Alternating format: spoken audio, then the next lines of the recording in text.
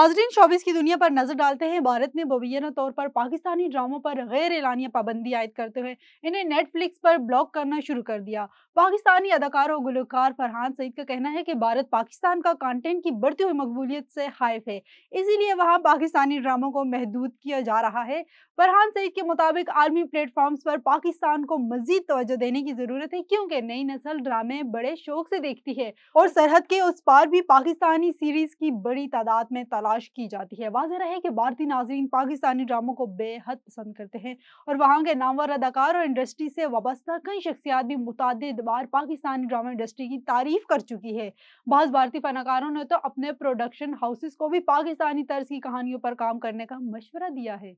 मकबूल अदाकारा दुरेफिशा सलीम की मुख्तसर वीडियो वायरल होगी, जिसमें वो 1 करोड़ रुपए मालियत की पेंटिंग तैयार करने से मुतालिक बात करती दिखाई दे रही हैं।